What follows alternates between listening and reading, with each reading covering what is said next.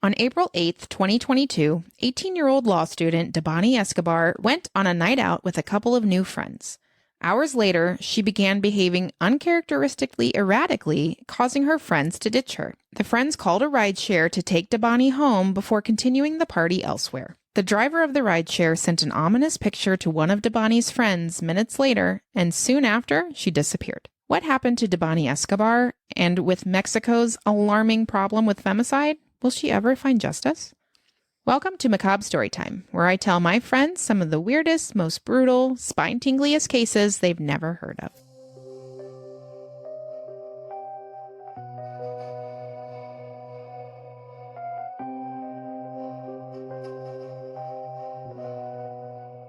Welcome, welcome, welcome. Welcome. Okay. What's up? Mine was better. Just you had to say it 3 times to my one. Sure. How you doing? Great. Doing How are good? you? You know, full.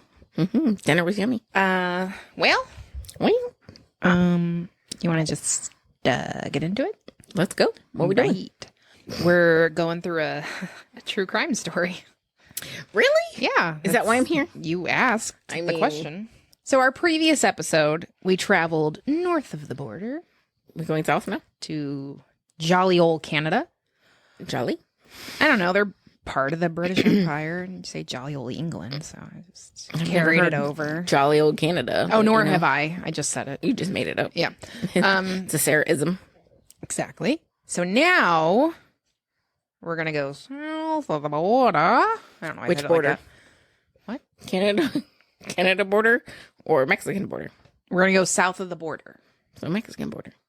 Yeah. I mean, we were in Canada, so going south of the No, border not and from go back Canada. to the U.S. I'm talking about from our home where we live. We're going south of the border We live in the U.S. and not to Oklahoma.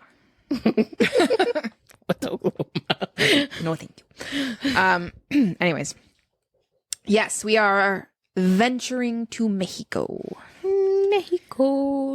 I'm going to try my best with the names. I don't speak Spanish. I'm in the process of learning. Aprendo español. That means I'm learning Spanish. My favorite thing that I've learned so far is a la izquierda, to the left. I just like the word izquierda. It's nice. I like it. El Negro Gato. Okay. He went that way. Yes, Stormy is a Black cat. black cat. All right, so let's go south of the border. Let's go. I don't know what that is. We've been driving. Sure. In the early morning hours of April 9th, 2022, so very recent. We were in 2008. Now we're in 2022. Yes, What month are we in? we blinked and we were just right there. What month are we in? April 9th.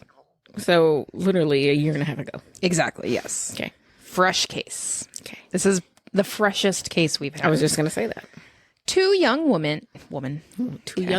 Two young women named Sarai and Ivan were getting messages from the rideshare driver they used earlier in the night.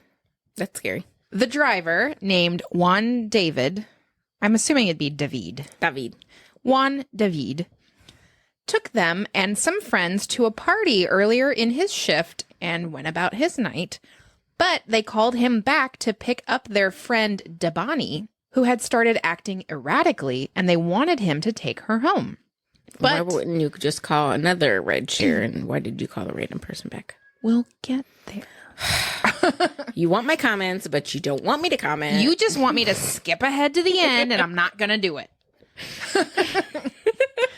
You just want to know all the things at once, and I can't make it happen. Well, this is the point of the podcast. I ask questions about your story. And I tell you, we'll get there. That's what we should just call it. We should change the name to We'll Get There. Hey, you did name the episode what I told you. I you did. Should name it. Smashing and slashing. It should be We'll Get There, and then like subheading is I researched this. Just let me do it. Let me do it. Hey, I do what I do. Yeah. This is what I'm here for. And same. Yeah. I do what I do. You yell at me for asking questions. Yeah. Rude. We'll get Anyway. there. Okay, move on. So, instead of taking her home, Juan David sent a series of voice messages describing Debanhi's aggressive and worrying behavior to her friends, followed by a cryptic and ominous photograph of her standing on the side of a highway. Okay. After taking this picture, Juan David left Debanhi stranded on the side of the road and went home. And Debanhi was never seen alive again. So the obvious questions are, what happened to her? Who's responsible? And will she ever get justice? I have another question. Sure. Why the fuck did he leave her on the side of the road? Well, that's part of what happened to her. That's a sub. That's like, so there's question 1, what happened to her? A, why did he leave her there? Why are you looking at me like that? I mean, a rideshare person should take you home. That's, what they're called for. We'll get there. New merch idea. Just a t-shirt that says, we'll get there. On the back, I researched this. Just let me do it. So, could be a sticker too. True. Yes. But before we get to those questions, let's go back to the beginning. Because, as you noticed, I started kind of towards the end. Or at least... You started in 2022. Well, that's when the story took place. Then what's the beginning? The beginning... that's not the correct date. I wrote 2023 is when this person was born. Not correct. I hope not. I think 2003. Back to the beginning. Debanhi, and I did look it up. It's not Debanhi, it's Debanhi. Okay. Debanhi Susana Escobar Bazaldua was born on September 4th, 2003 in Monterrey, Nuevo León, Mexico. Mexico. She was the adoptive daughter of Mario, wow. Of Mario? Yeah, I don't know what's happening. She was the adoptive daughter of Mario Escobar and Dolores Bazaldua, and she was a law student at the University of Nuevo León. On the evening of April the 8th, 2022, Debanhi met up with her friends Sarai, whom she'd known for about 4 months, and Yvonne, whom she had just met that day. They first went to a liquor store to buy some vodka, then got a ride through a rideshare app called Didi, which is kind of like Uber. They were looking for a party to go to. So, wait, they were looking for a party or they're Yes. looking for the party? No, they were looking for a party to go to. Like, let's find the parties. Where they at? Yeah, Go. I guess they just bopped around to a couple different addresses until they found Is a there a good party one. here? Right. So, after going to a couple of duds, they got another driver named Juan David. Wait, is there like a ride share for parties or something? I'm assuming they had some leads on where a party might be that night, and they just kind of bopped around looking. Because if I'm looking for a party, I'm not knowing anywhere to go. Yeah, no, but we're also not Partiers? that. We're not partiers. We never have been. We're not in the know on things like that. Even back in the day, wasn't my thing. But there are people who, like, if you want a party, be like, hey, I want a party tonight. And they can be like, oh, yeah, cool. Just go to blah, blah, blah, blah, blah. I guess. There's going to be a party there. That's a whole world I don't know anything about. Exactly. So, but they were just using the rideshare to take them to the places. The rideshare wasn't like, hey, I got you. I'll take you to this party. It wasn't like that. Okay. So after they went to a couple of duds, they got another driver named Juan David. He took them to a party at El Diamante and dropped them off. Before leaving, Yvonne took Juan David's WhatsApp information so she could contact him in case they wanted another ride and the app wasn't working, since it could be uncooperative in early morning hours sometimes. Oh, okay. Right. So they got his personal WhatsApp deets just in case. I guess he's a good driver. We like him. If we need another ride, we'll call you, kind of thing. Gotcha. At some point during the party, Debanhi's behavior became increasingly erratic, which was extremely uncharacteristic of her. She wasn't known for going, drinking too much, doing drugs, getting crazy, anything like that. She allegedly got into an altercation with someone in the party, at one point locked herself inside the men's bathroom. She's very upset. Okay. But no one knows why. I mean, I'm guessing this, well, I'm picturing this at a house, but if there's a men's bathroom, apparently it wasn't so. No, it was at like a club. Gotcha. Yeah. Now, sometime after 3 a.m., Yvonne contacted Juan David to come and pick up Debanhi, and only Debanhi to take her home. But these people really, you can erase that. Tell me what to do. But these people really didn't know each other that well. Right. So how do they know what is characteristic of her? Well, Yvonne didn't know her very well, but Sarai, the other girl, knew her a little bit longer. A little bit longer, like 4 months, but that's maybe they went not to a huge connection. But even if you go to one party a week for 4 months, that's 16 parties that, you can kind of gauge after 16 parties. I guess how someone is. her partying habits you can gauge, but right. I'm thinking of like what kind of person she is or whatever. But yeah, you can kind of gauge. You're right. Yeah. Kind of gauge her partying habits if you're partying with her. If you do it regularly, yeah. So he arrived at 3:54 a.m. and the two drove a short distance down the street before Juan David pulled the car over. Now, while pulled over, security footage caught what looks like the pair arguing in the car. According to Juan David, he was trying to get Debanhi to tell him her address or get her mom's phone number so he could call and find out where to take her. Mm-hmm. But she wouldn't tell him anything. So after stopping here for a few minutes, Juan David continued driving down the street towards the Nuevo Laredo highway. When he reached it, Debanhi told him to pull over. He did, and she got out of the car and proceeded to just stand on the side of the highway. This is when Juan David took the infamous and ominous photograph that sparked a nation into action once Debanhi went missing. Now, I'm going to show you the photograph now so you can see, what's going on. And then obviously it will be posted for everyone else. So this is the photograph that he took. So she's just chilling. She's just standing there, literally on the side of the highway, just arms crossed, just kind of looking off into the distance. Nowhere. Yeah, just chilling there. Very odd behavior. Yes. I would say. And I don't even know the person. But actually, I'd say for anybody, that's odd. For anybody just to get a ride share and then have them pull over on the side of the road on a highway, nonetheless, at night. And get out and then just stand there. And she refused to get back in. That is a little odd, yes. Yeah.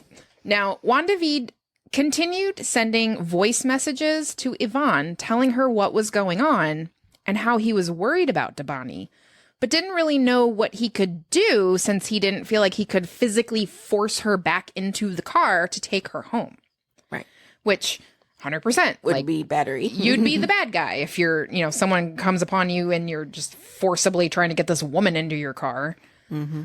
Like, I completely understand why he was like, I don't know what I'm supposed to do here. Right. A YouTube commenter was amazing enough to translate a Spanish interview with Juan David in the comments of a Lazy Masquerade video about Debanhi's case. This is where I heard about it. Seriously, if you have not yet, go watch some Lazy Masquerade videos. They're very good. So in the comments, I was just kind of scrolling through the comments because he did a whole video on this case. And I'm just kind of scrolling through seeing if there's anything interesting. And this person is like, hey, I speak Spanish. This is an interview he gave. Here's the translation. So this is what he said.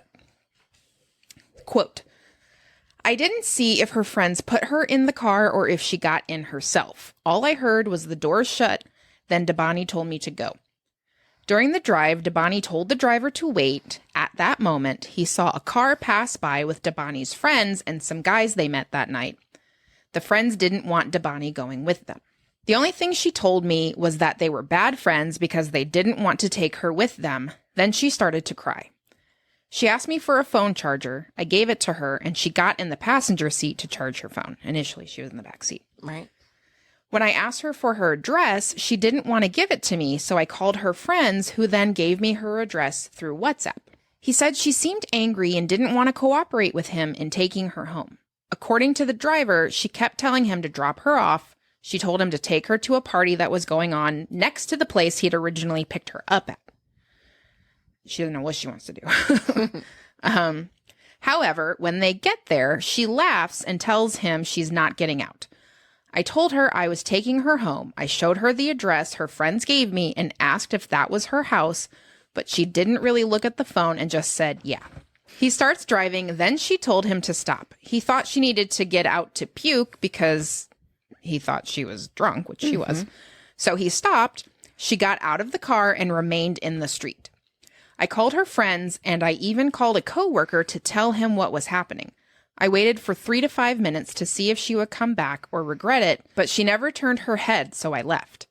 He went on to say, the chick wasn't all there. She wasn't making sense, and she couldn't hold a concise conversation. I even recorded her talking about random things we had never spoken of before. I didn't know her, and she was telling me stuff that had nothing to do with the location of her home. I recorded it and sent it to a coworker because she kept talking about the truth. I asked her what truth, and she kept saying, the truth, the truth. She said her parents were lawyers and that she was going to tell them I went to the party with her, but it wasn't true. I was working. I don't know if maybe she was confusing me with someone else. Indeed, he played the recording, and in it, she is heard saying, my parents deserve the truth, multiple times. In the text messages, her friends told the driver that Debanhi had only had vodka.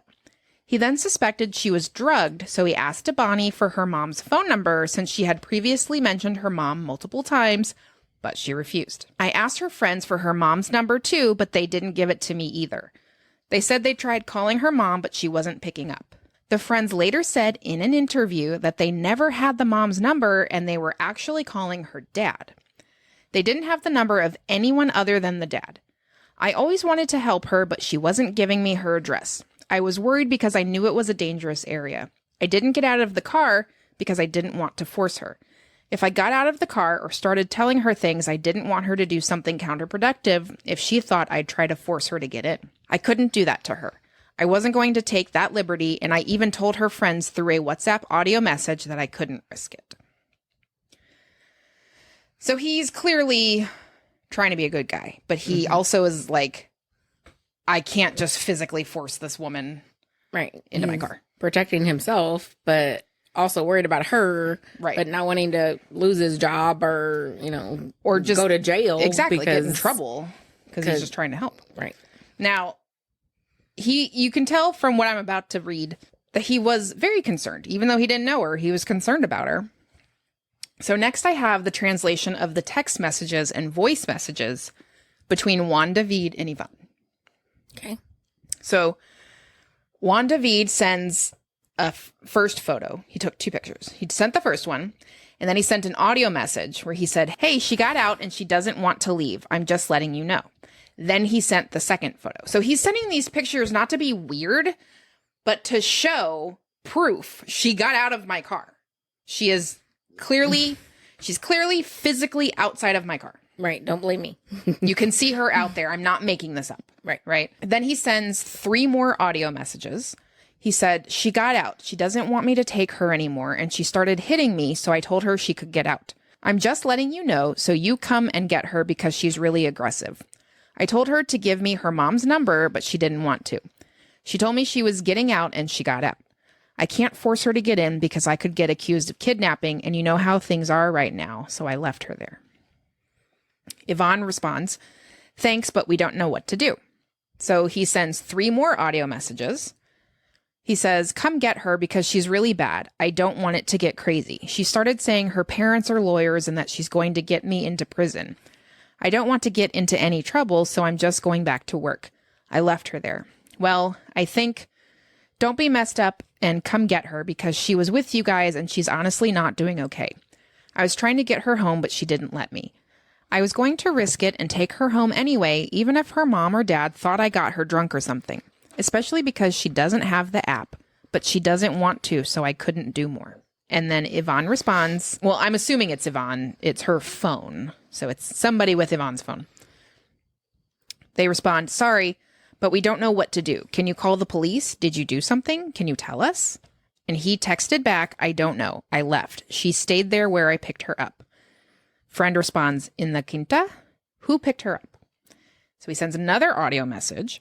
She stayed there, then went towards the road where I took the photo, but I wasn't going to grab her or force her to get in because if a cop passes by, they might think I'm trying to kidnap her or take advantage of her.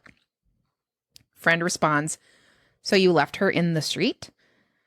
Another audio message. He says, no, I left her in the quinta. She got out where I picked her up, but when I drove off, I saw she walked towards the road.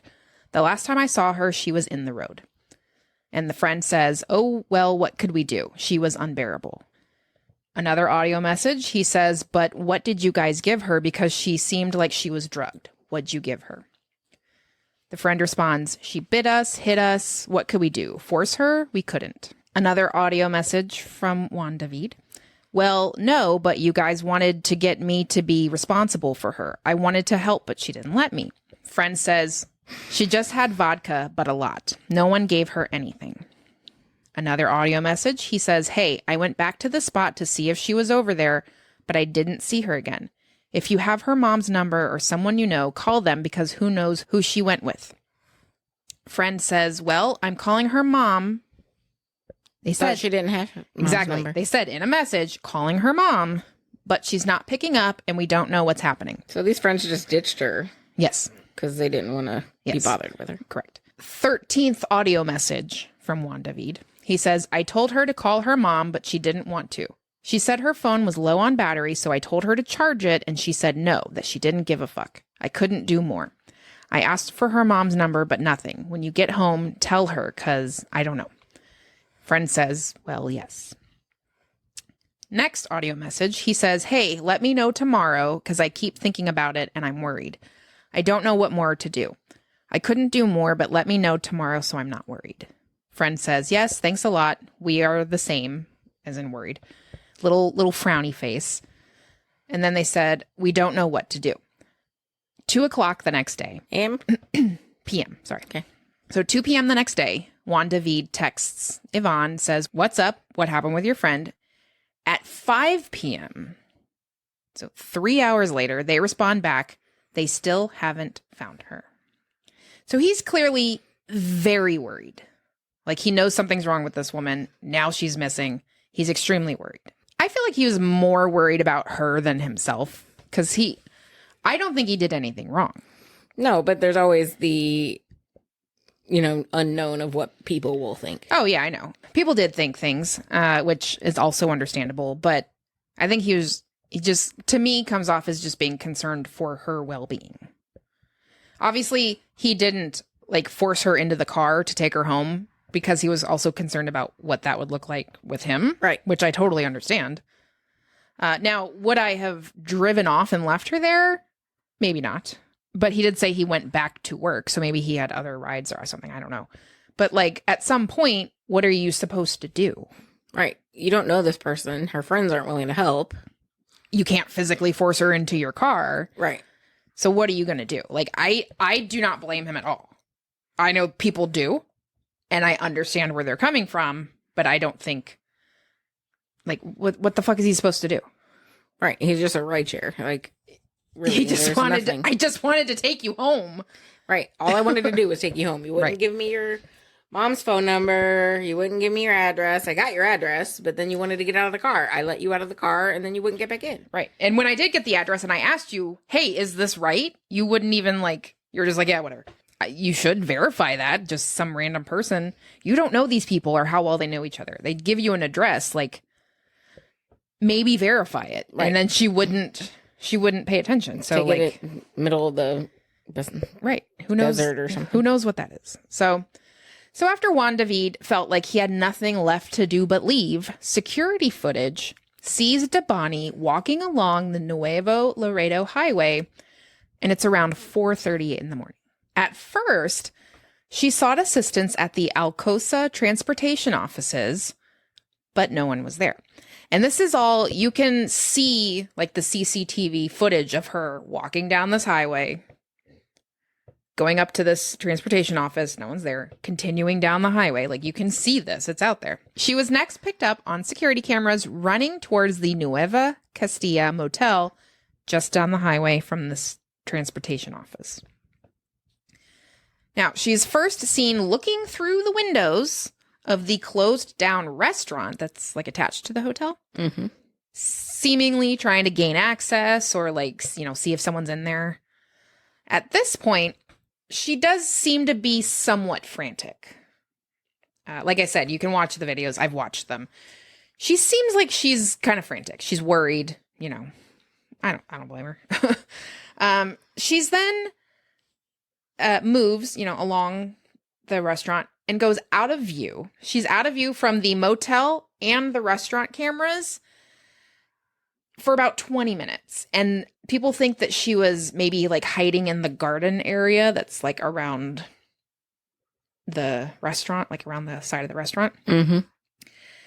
When she comes back into view 20 minutes later, she's seen walking along the wall that's like outside of the restaurant. Not like the wall of the restaurant, but there's like a wall over there, like off to the side that you can see her walking down. And this is the last time that Debanhi Escobar is seen alive, is this video of her walking along this wall. So was the motel part closed? She not trying to go into the motel? So the motel, I don't know if it's, you know how sometimes hotels, they're locked down unless you have a key card and you can't get in. Maybe that was the situation. That's why she couldn't get into the motel. But she was looking into the restaurant, which was not, you know, functional. It wasn't an acting restaurant. So she was like looking around, seeing if she could, I guess, get in or if someone was there. But I don't know. Maybe they have this thing where like you need the key to get into the doors after like a certain hour. You can't just walk into hotels, you know? So I guess maybe that's the reason she didn't just go in the hotel. But this is the last time she's ever seen alive. Now, Debanhi's parents reported her missing the morning of April 9th, so the very next day. Mario Escobar, I almost said Mario again. Well, it's Maria and then Mario. It's weird. Mario Escobar, Debanhi's father, he immediately pointed the finger at Juan David. Of course. And he insisted that he was responsible for his daughter's disappearance. He insisted that the CCTV footage showing the two arguing in his car that we talked about, this was proof that Juan David was trying to be inappropriate with Debanhi, and that's why she got out of the car and refused to get back in. That's what her dad is saying. Sounds like a dad response. Exactly, 100%. It doesn't. Nowhere in this video do you see him like trying to grab her boobs or anything. They're just gesticulating, they're, moving their arms around. This is why Juan David went public with his story and the text messages between him and Debanhi's friends to show his side of the story and his level of concern for Debanhi that night.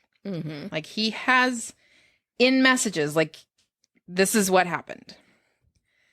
Now, Ivan, Sarai, and the other partygoers continued to insist that Debanhi only drank vodka that night and took no drugs, or at least not of her own volition. Now, for the next 12 days, police and volunteers searched for Debanhi. On April 21st, officers were called back to the Nueva Castilla motel. So, a couple weeks later.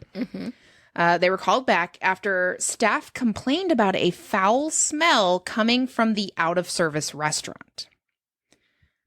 So it's not that the restaurant was just closed for the night. It's not functioning as a restaurant for the time being. It is temporarily closed. Right.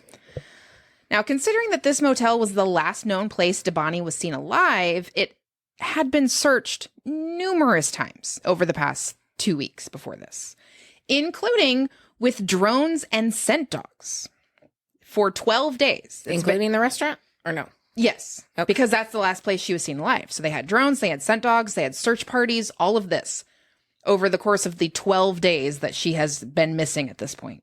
But this time, they found something. Upon looking into one of the two open cisterns near the restaurant, there were, I think, 4.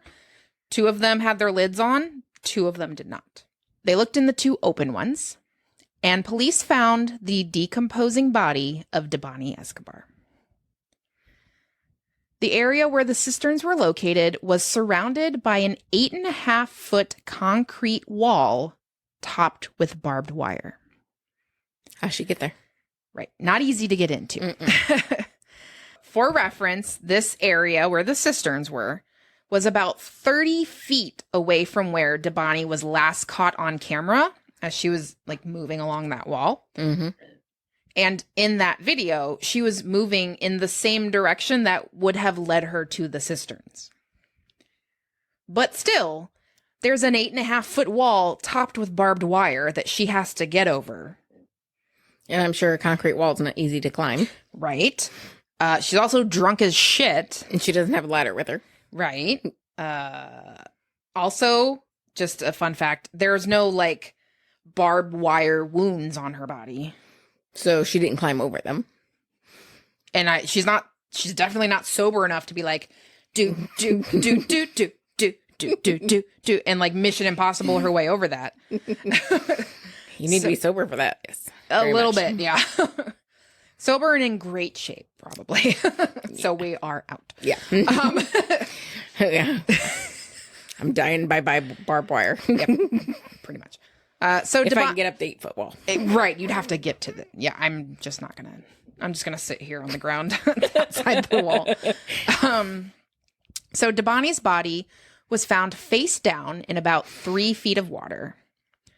Found along with her in the cistern were her removed shoes. Okay. Not on her feet. And a tissue that contained, and this is a quote, cadaveric matter with signs of insect activity. Interesting. Okay, it's got body bits on the tissue. Weird.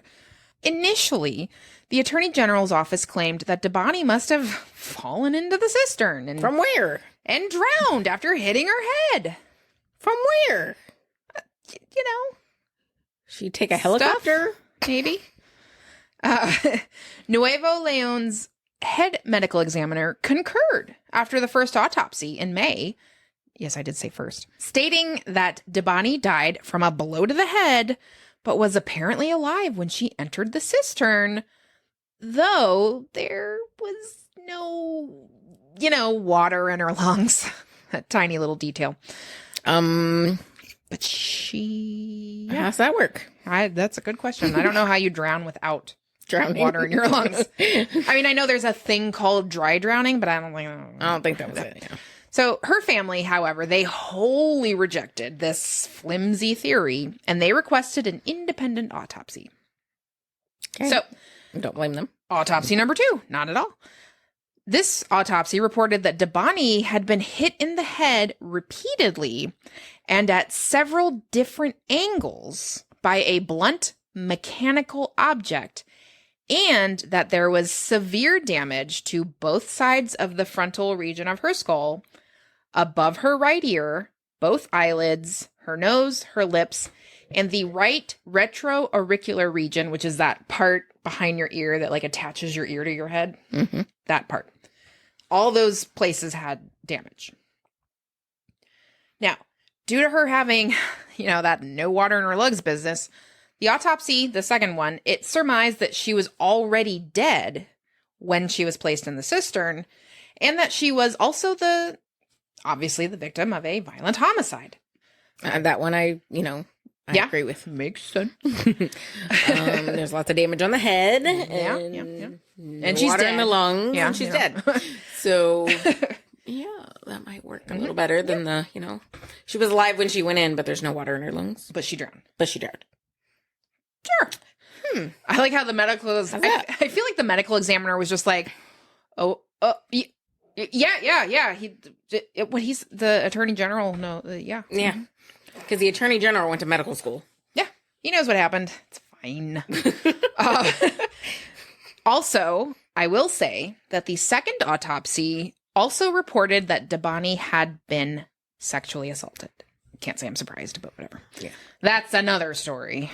Never surprised with that. Yeah. Now, on July the 18th, 2022, it was made public that a third autopsy was conducted at the request of both Debanhi's family and Mexican officials. So we now have a third autopsy, and this one was conducted by Dr. Felipe Takahashi, who was the head of Mexico City's forensic service. Okay. He said the body showed no signs of sexual violence and that she died of asphyxia by suffocation due to obstruction of respiratory orifices, mouth and nose, though he did not specify what had blocked her nose and mouth. Okay. You're not really giving us much info there. No. You think as the head of the forensic department, you'd have more info. Sounds like the second autopsy had the most information. The only thing, like, you want to be like, oh, he's the head of the forensic bullshit. Obviously he knows what he's talking about. But then you also have to consider the fact that, and I don't want to sound mean, for lack of a better term, for saying this, but Mexico's not known for corruption. So True. So there's that. But, you know, That's a little tidbit. a little bit. They're not known for it. He also noted that Debanhi had died 3 to 5 days before her body was found. Yeah, not likely. She was missing for 12 days. And she was decomposing. Yes. Now, that would mean that she had died sometime between April 16th and 18th, and not the night she went missing, which was the 8th, like late 8th, early 9th. I guess early in the morning on the 9th is what it was. This also means she was alive for somewhere between 7 to 9 days before she was killed, if this is true. And she went 20 feet. I don't know how many feet, but, you know, she was last seen at this brick wall on cameras, and then she was moseying on over here to the cistern. Yeah, cistern. Couldn't speak that word, but she's over here at the cistern that's pretty close to where she was last seen. Right, she's walking towards it. She's walking towards it. And then she goes somewhere for a week. Vanishes for a week, and then she comes back. And then she comes back dead. Perfect. Correct, yes. See? That, you nailed it. I did. You know, I should be a forensic scientist. So, the obvious question is, well, where the fuck was she then? In the cistern. Maybe. Where do they think she was? I don't know. Now, see, here's the thing. If she had only been killed 3 to 5 days before being discovered, and this is just coming from me, this is my question, and you touched on it already, would she have been so decomposed in just that 3 to 5 day window that she was only identifiable by her clothing and jewelry? No. Because she was not identifiable otherwise. And I know she was in water, so that can change things. But I feel like 3 to 5 days isn't enough for the amount of decomposition that was reported. But again, I'm not a medical examiner. No, but wasn't Alyssa Lamb found like 3 weeks later? Yes. And she was like fully in water. Fully in water, Yes. and skin slippage and Right. all that other stuff. Right. I mean, there's correlation here between the two. Yeah. It's not 3 to 5 days. Yeah. She's further along than that. I would think so. That's yeah. You exactly. clearly would think so. My opinion, yes. Yeah. I feel like most people would think so. Right. Apparently not everybody, though. Because these people did not think so. Now, a few other little tidbits that I just want to mention here. The third autopsy is the one that Debanhi's parents have chosen to stand by and believe. Yes, you were really trying to hold something back there. What was it? What the fuck? Like, I understand, like, I don't want to believe my child was sexually assaulted. Right, but why do you believe the least probable one? I don't know. I would say that drowning without water in your lungs is more improbable than this. I guess you're right, but okay, the second least probable one. Yeah, this is the one her parents are like, yeah, that's what happened. You're right there. You gonna make it? It should also be noted that are you gonna be okay? What? You're red. Giving me the thumbs up, but I'm not believing it because you're not breathing. Oh, my ribs. You're really trying to hold something back. I saw it. I could see just you were holding that really, really strongly. You were struggling. I was. I almost blurted it out, but then I'm like, No, do it. Blurt away. So, it should also be noted that other items Debanhi had with her the night she disappeared, such as her keys, a small bag, like one you'd put in your purse with, like, I don't know, some makeup or something in it, you know? Mm-hmm. Her phone case, not the phone, a small bottle of hand sanitizer. We are in the era of COVID, after all. Yeah. They are all wearing masks as well. I did see that in the picture. Yeah. Her lighter. So these things were all found in the other open cistern. Oh, the other one. Next to the one her body was found in. More interestingly, so you have the two cisterns side by side, and then they're connected up, like, towards the top. There's, like, a little, like, path, or, like, passage that connects them. There are some more items found in this little section connecting the two cisterns, such as a dirty white bra, her face mask, her black purse, and 2 pieces of beige fabric. And just for context, this little, like, passageway thing, it's about maybe 8 to 10 feet-ish from the bottom. Okay. So it's not like someone could, like, it's not like she was standing in the cistern and, like, put them up there. Mm-hmm. You know, that's not what happened. How they got there, I don't know. But they were there. I mean, half the stuff out of her purse is in the other cistern. Mm-hmm. The purse is up there, and she's in the other one. Mm-hmm. Exactly, yes. You have been listening. I have, yeah. I will also note that after Debanhi's body was found, the Attorney General's office in Nuevo Leon dismissed 2 public prosecutors for errors and omissions in the case. What were errors and omissions? That's an excellent question. I don't know. Mm-hmm. Well. And then I literally wrote this in the notes. Shocking, I know. I mean, but that's how it is in Mexico. I mean, they're not corrupt. They actually got fired for this? Right. Irregularities in the case also led to the dismissal of state prosecutor Gustavo Adolfo Guerrero. So 3 people got the axe. Now, authorities were accused of negligence at every turn in this case.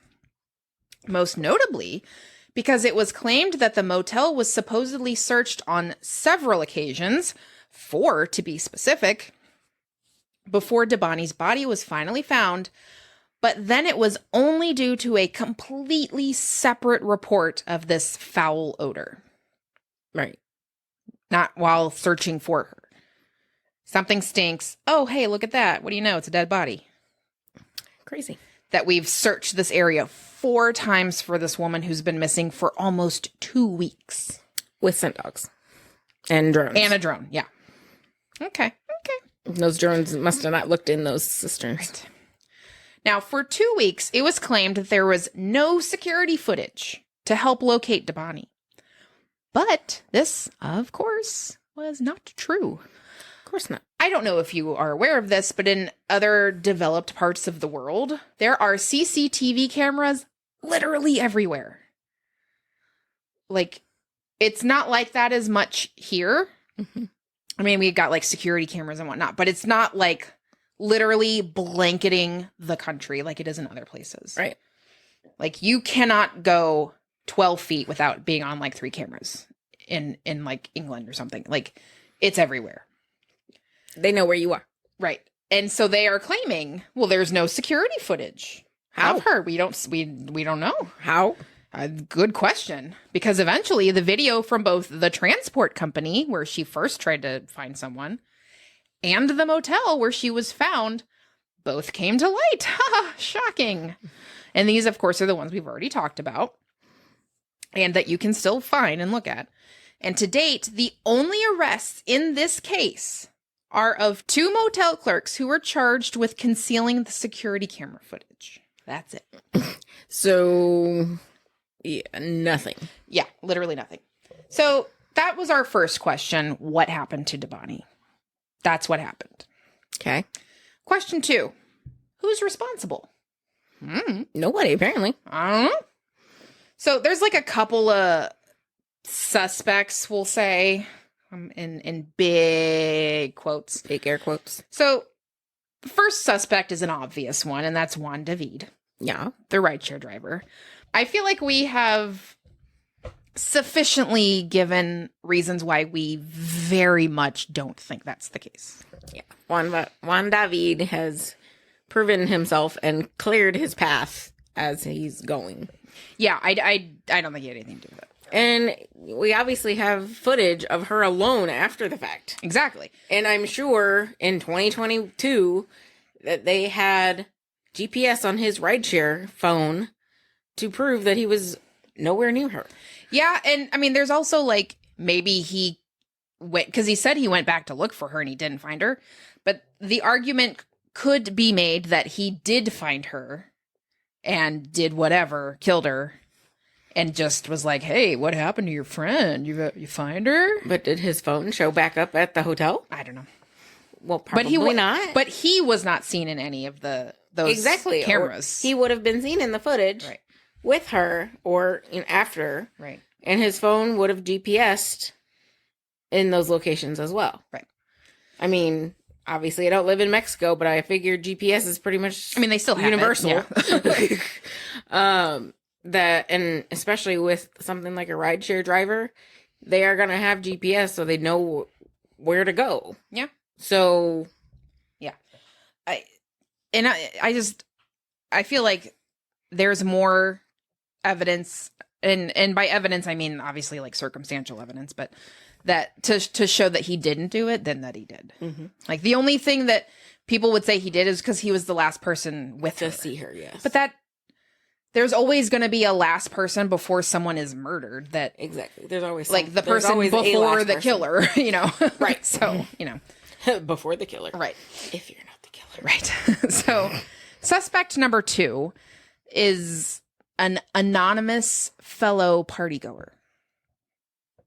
So, this idea is that perhaps a fellow partier slipped something into her drink, and that is why she started acting so uncharacteristically aggressive and strange. And if this is the case, it's possible that after Juan David told Yvonne where he left Debanhi, that Yvonne innocently told other people that they were partying with, including this mystery person, who then left the party to go track Debanhi down and maybe pick up where he left off. But again, there's no footage of anybody but her. Right. But there's also no footage of the area where the cisterns are. And like the footage of her walking along the wall, it only like stretches so far. So she goes off camera at some point. So there is a point where there's a blind spot. Right. There's always a blind spot. So yeah, it's possible someone could have been there and, whatever. So that's the second suspect, quote unquote. And the third one is maybe there's just an anonymous person staying at the hotel that killed her. It's possible. It happens. It does. But there's literally nothing to point to a single suspect, though. Literally nothing. And there's nothing that explains how she got in there. No. It's just nothing but more questions with this case. I mean, this whole part sounds like the Alyssa Lamb episode where there was no way, like, how did she get up there? Right. How did she cover it back up? How did she do this? How did she do that? How did this person climb an 8-foot wall with barbed wire? Obviously, they were open, so that, there's not that, right.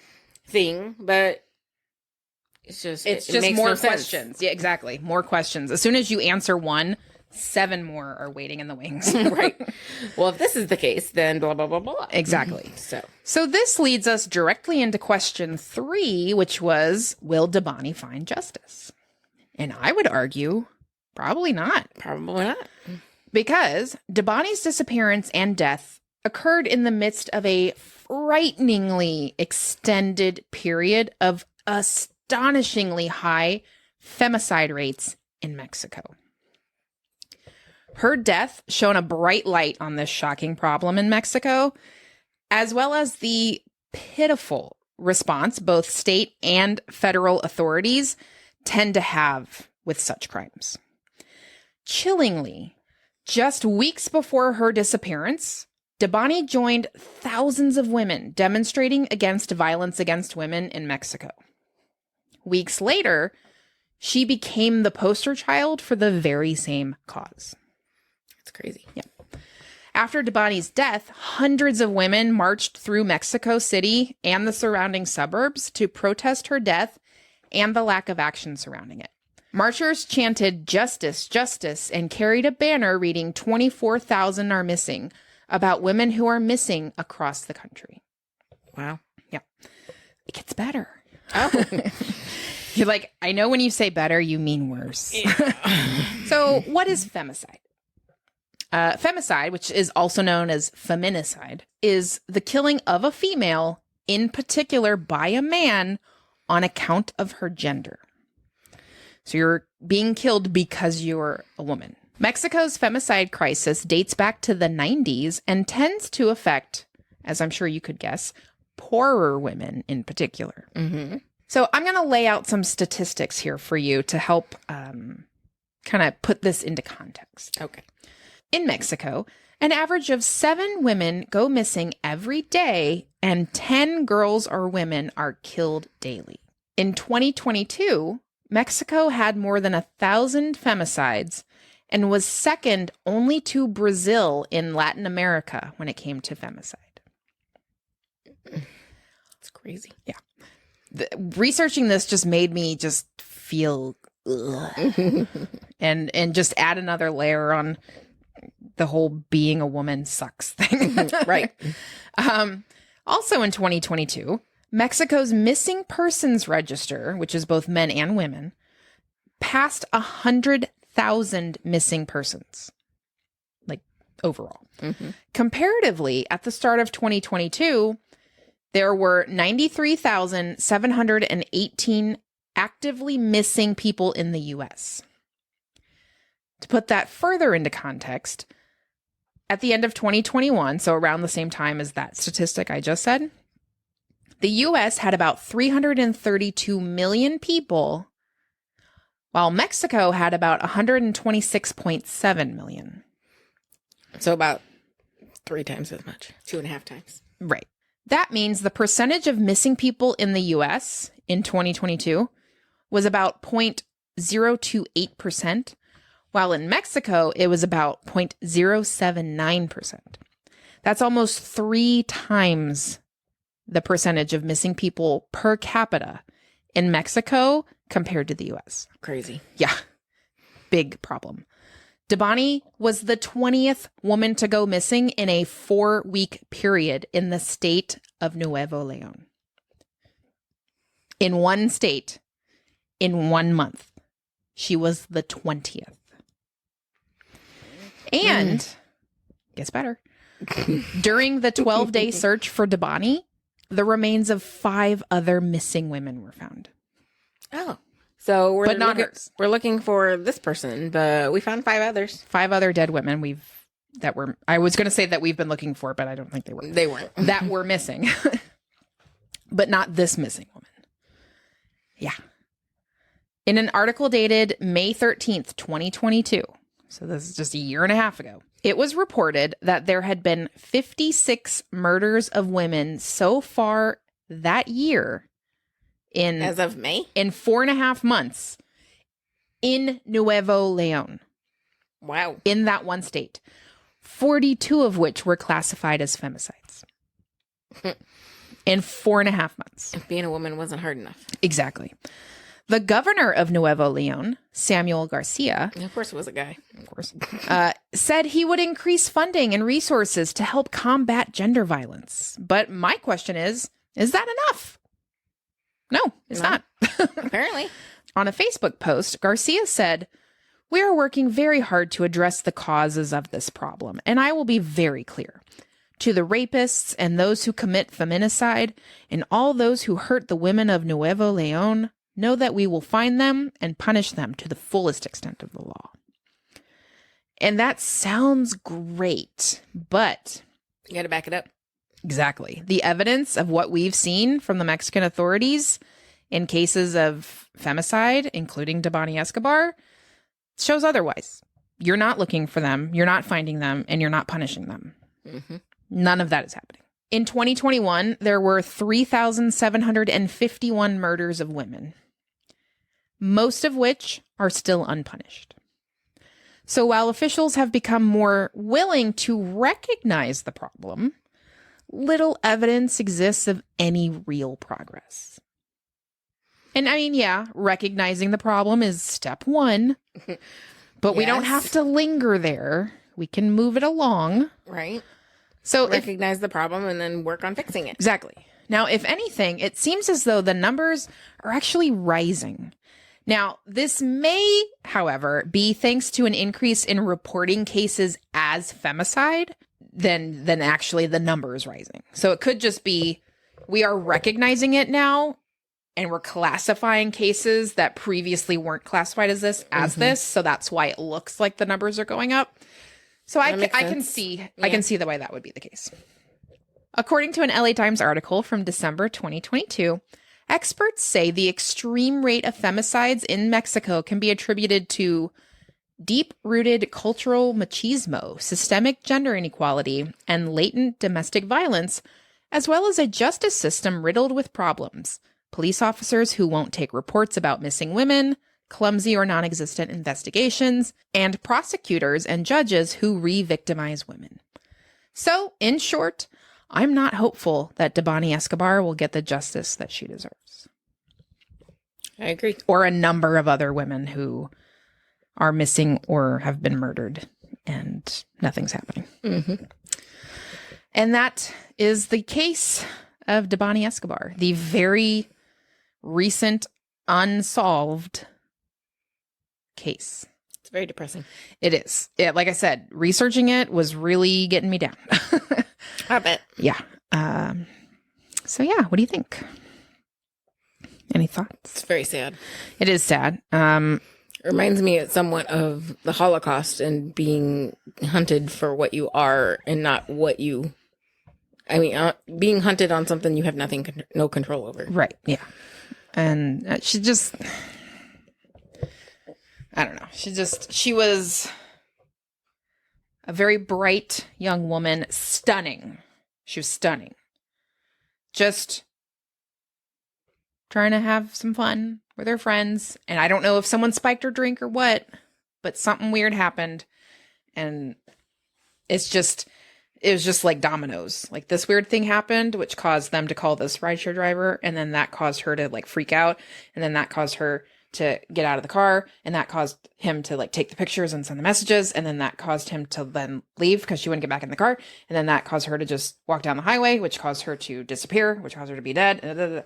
It's just like dominoes. Mm-hmm. So it's just, I recommend watching the Lazy Masquerade video on it. It was good, and it has a lot of the footage that you can see. Mm-hmm. I'll try to remember to link it. I don't know if I will, but I'll try. But yeah, I would recommend watching it. So yeah, that's that. I have no idea. I've, at least with like Alyssa Lamb, I had like an inkling of, I think I know what happened. Or what's another unsolved one we've done? Wasn't Hinterkaifeck still unsolved? Yeah, it's technically unsolved, but we have, we thoroughly condemned Lauren Schlittenbauer. we did. Right, yeah. And we weren't the only ones who were like, yeah, it was. Yeah, but it was officially officially it's unsolved, yes. But like, I can't think of another case where I'm just like, I have no fucking clue. Literally none. What's the one where it, what's his name? Yeah. The airplane. What's his name? Shit. Alfred Lowenstein. Yeah, him. I don't know how that happened. We don't know, but we at least have an inkling that he was murdered. And because he ended up dead. But but it could have been, either murdered or, tried to disappear himself. But we still were like, I think the pilot was behind it, and maybe even the valet, because someone had to be in the cabin to make sure it happened. In the cabin and in the cockpit, both were together. Like, we don't know what happened, but we can make informed decisions about what we think. This one, nothing. True. There's one name in this story, and it's Juan David, and he didn't do it. Right. So there's literally nothing. So even if the cops were like really working it, what do they have to work with?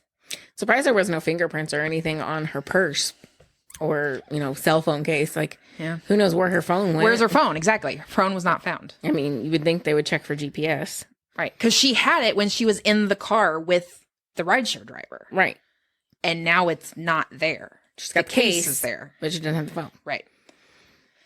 So I'm saying the whole thing is really suspicious, very weird, and not a single fucking clue as who it could have been. Right.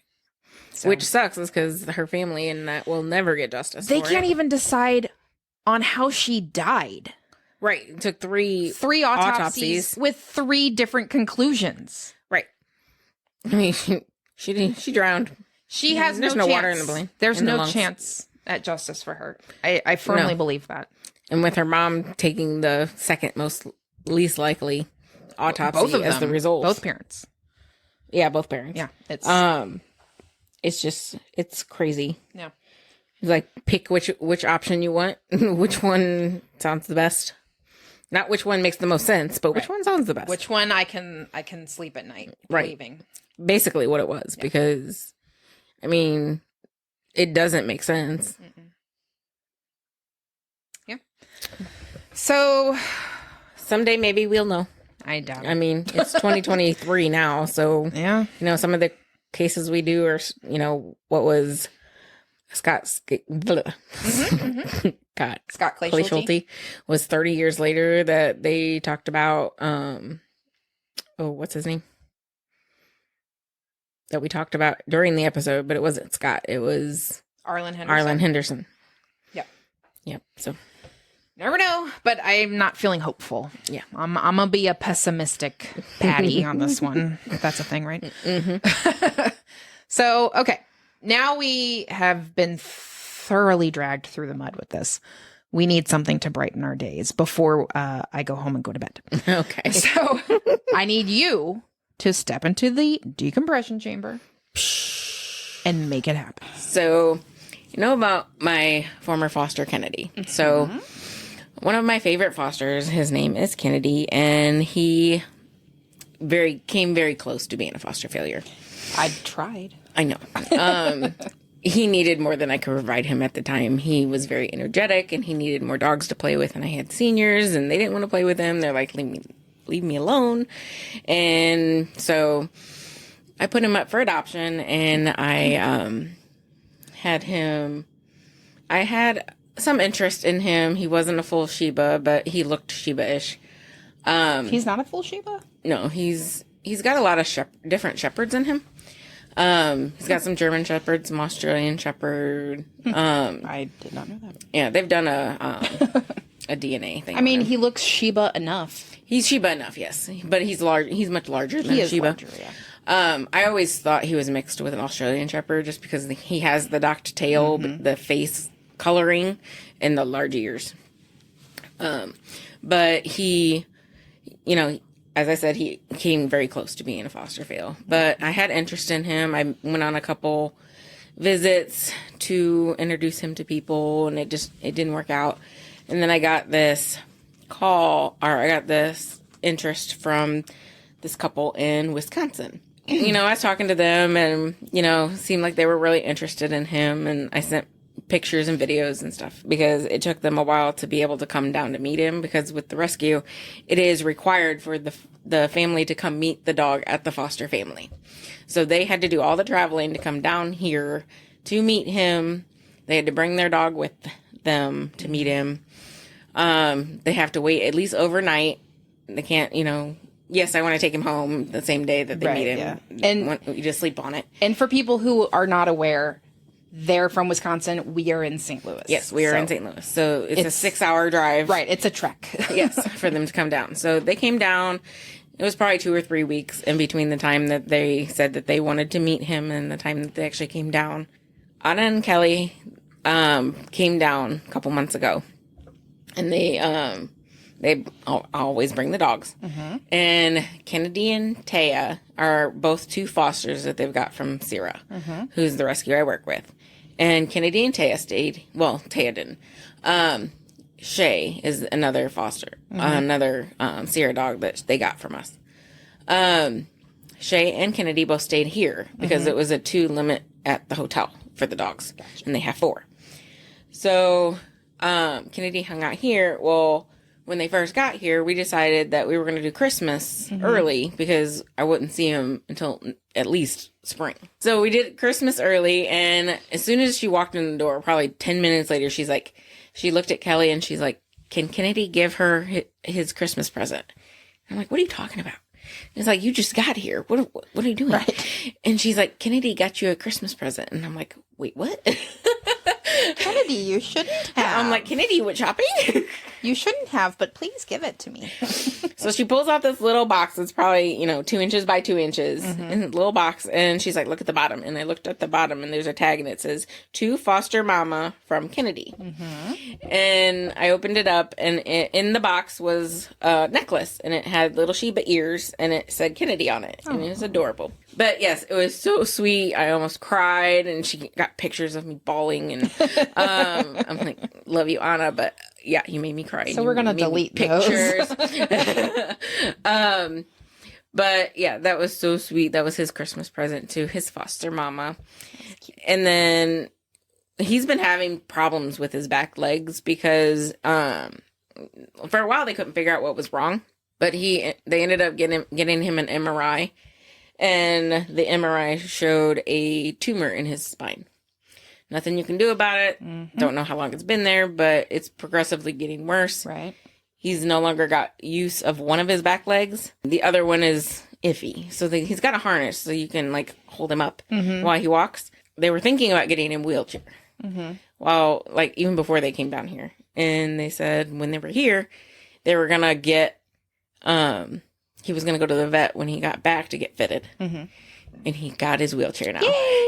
I've seen the pictures and stuff. And it's very adorable, and he feels so much better now that he has some freedom, that he can run around and play with the other dogs, and he doesn't have to be carried around with his little harness leash, and he can do stuff by himself. He still doesn't have use of that one leg, so they kind of hook it up in the little wheelchair. But the one he still tries to use. So it's adorable, and I'm so glad that he's doing so much better. Like I said, I love that boy to death. He'll always be my favorite foster. And yeah, that's my decompression chamber for the day. Yay! I can cry now. Kennedy. For my baby Kennedy. He's a good boy. He is a good boy. I was I don't know if devastated is the word I would use, but I was extremely surprised that you adopted him out.